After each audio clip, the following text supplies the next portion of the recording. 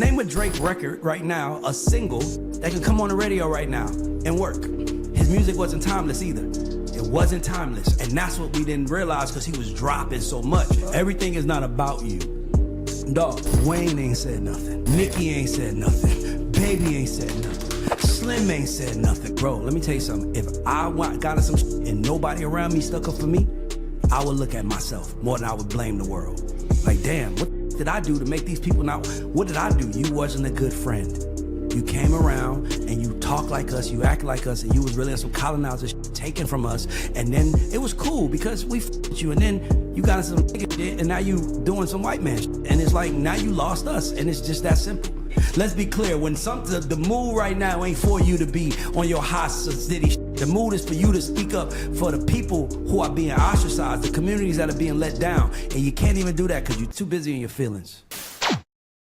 Thanks for tuning in to the Urban Scope podcast. I'm back with another topic. And as you heard, Ray Daniels saying that Drake's music wasn't timeless.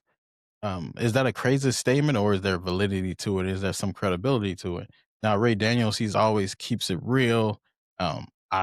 I heard about him first through the Joe Budden podcast, and I love the topics the opinions that he had on topics and how honest he was. And it seemed like he never really was pandering or catering to a side. He just told it like it was or how he saw it.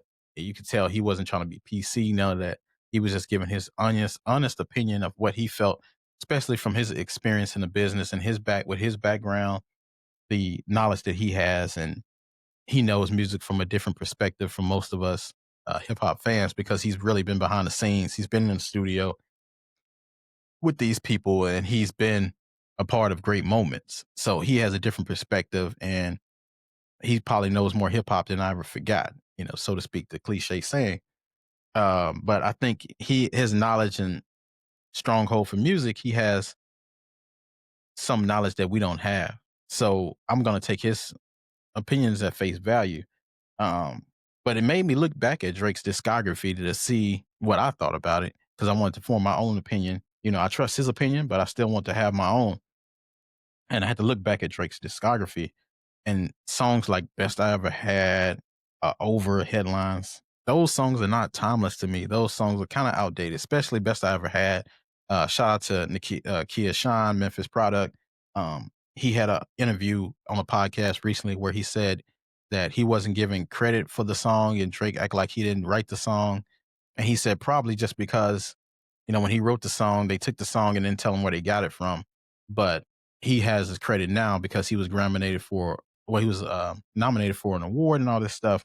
But nevertheless, songs like Best I Ever Had is not timeless to me. I can't go back to that and it's like, back then it meant a lot to me because I was in that time frame. I was young, but now it doesn't have that same replayability. And same thing with Over and Headlines. Those songs to me sound so outdated. I can't even listen to them anymore. They just don't have that same effect now. But he has songs like Marvin's Room, Hold On, We're Going Home, are timeless to me, just because you don't have to be in a certain era to understand them or be in a certain time frame or mindset. These are just hits regardless. But now that I think about it,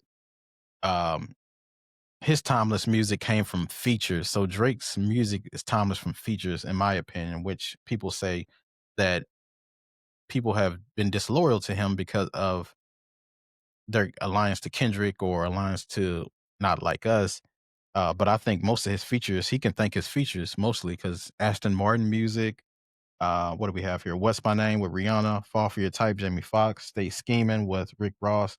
Those music are some of his best works, and those are for features. But that music is timeless. But I think when he says his music, when Ray Daniels is saying his music is not timeless, is the music that he made by himself. Now, I want to say that he does have some timeless music in his catalog because he has so much music. But like Ray Daniels said, he was dropping at such a high consistency. We didn't have time to sit with the music and actually think about his catalog because he always gave you something new to listen to. So you didn't have time to sit back and think about his legacy because he kept dropping music and you had to listen to it. So I think there's a lot of validity to that. But if I'm thinking about his productivity, he hasn't created anything as a solo artist, really. Not many from a solo perspective that is timeless. Most of his timeless stuff came from features, like when he just has a verse here and there, or maybe on a hook here and there. Um, but as far as songs and albums goes, he really doesn't have timeless music.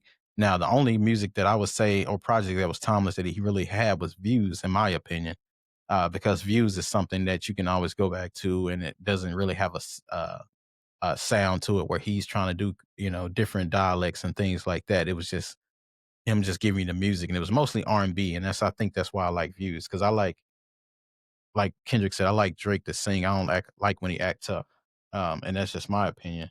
It's always been my opinion, really. Um, but he doesn't. It's not like he's Nas, Jay, Pac, Biggie, DMX, even Kanye.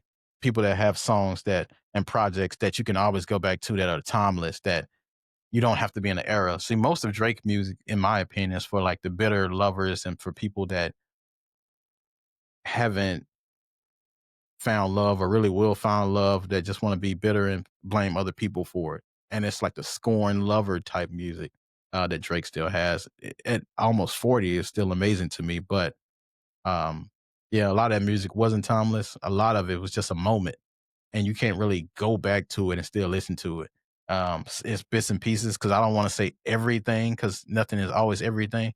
But some of the stuff that he did put out it just didn't make sense to me now because I'm just not in that time frame anymore, being like that person.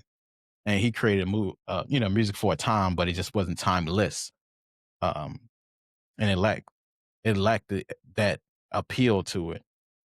Because I can still go back to a Nas in 1994 and listen to Illmatic. I can still go back to Jay-Z in 96 and listen to A Reasonable Doubt. Biggie in 94 with I'm Ready to Die. Pac in 95 with Me Against the World. All this music I just named was timeless and had replay value to it. You can still listen to it today and still not feel like, man, this is outdated. But some of the one hit wonders even have some of that replay about ability. Even Ghetto Boys with Mind Playing Tricks on Me, Lunas, I got 5 on it. Troy from P Rock and CL Smooth, they have this replay ability, but Drake is just making music for the clubs and making for hits to have hits just to break records and get sales and things. But I don't think the artistry of it all, he really cared about it. And Ray Daniels said it perfectly that his music isn't timeless when you think about it in totality. From my perspective, he has some hits and a project here and there that might be okay, but as far as replay